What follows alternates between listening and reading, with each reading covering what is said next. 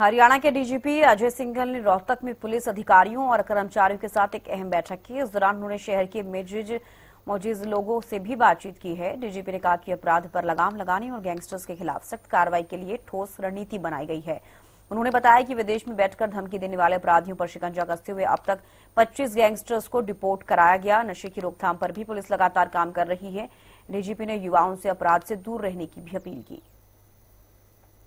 की चुनौती ये नहीं है कि रोहतक में ही है या हरियाणा में ही है, या ये एक नया ट्रेंड शुरू हो गया है। लोग टेक्नोलॉजी यूज करके वो कर रहे हैं। इसमें हमने बड़ी एक व्यापक स्ट्रेटेजी बनाई है और उसका हमें जो काफी हमारी जो स्ट्रेटेजी का अब हमें रिजल्ट्स आने शुरू हुए।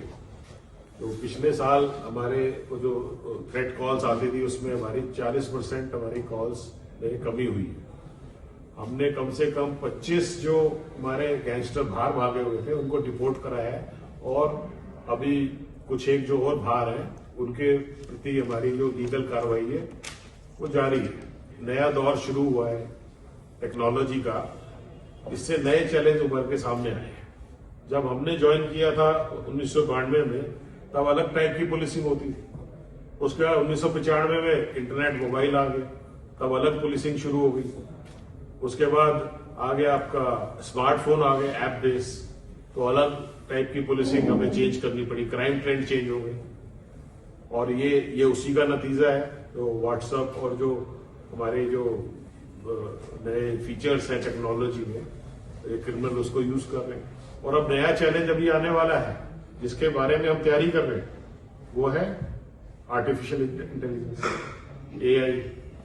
क्रिमिनल्स विल यूज एआई आने वाले टाइम में, तो उसके लिए हम तैयारी कर रहे हैं। तो ये तो जैसे जैसे सोसाइटी ग्रो करती है वैसे वैसे क्राइम ट्रेंड भी चेंज होता है और फिर वैसे वैसे हमारी पुलिसिंग मेथड भी चेंज होता है। एक दूसरे की जो समस्याएं हैं उनको समझना है। अब नई समस्याएं आनी शुरू हो गई है, सोशल मीडिया की समस्या आने शुरू हो गई है। लोग अब इसमें आप देखेंगे कैसे कैसे वीडियोज उस पर डाल देते हैं, कैसे कैसे गाने, गन कल्चर प्रमोट कर रहा है, कोई वायलेंस प्रमोट कर रहा है, कोई महिलाओं को इंडिसेंट वे में पोज कर रहा है।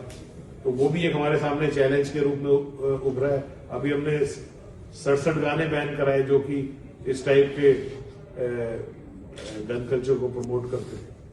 उसी तरीके से साइबर क्राइम और फ्रॉड जो है, ऑनलाइन फ्रॉड बहुत बढ़ गया है।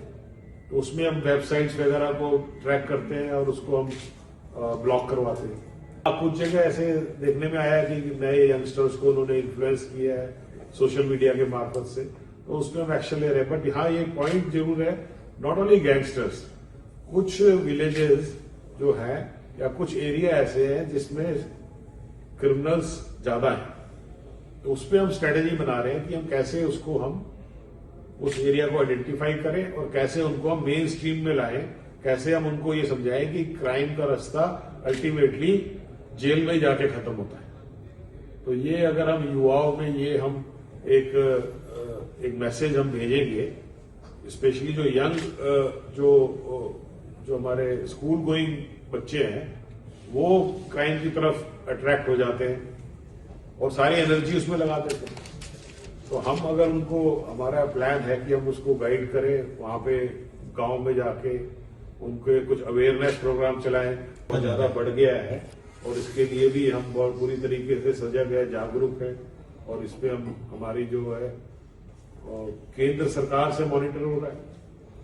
आप मानेंगे नहीं, बिल्कुल हाईएस्ट लेवल से वो मॉनिटर करते हैं पूरी हमारी स्ट्रेटेजी, कैसे हमने उसमें कार्य करना है। और हमने पूरा का पूरा एक एक्शन प्लान हमने बनाया हुआ है और उसके तहत ही हम काम कर रहे हैं और जल्दी हम इसमें बहुत ही काबू भी पा लेंगे और अंकुश लगाएंगे। चुनौती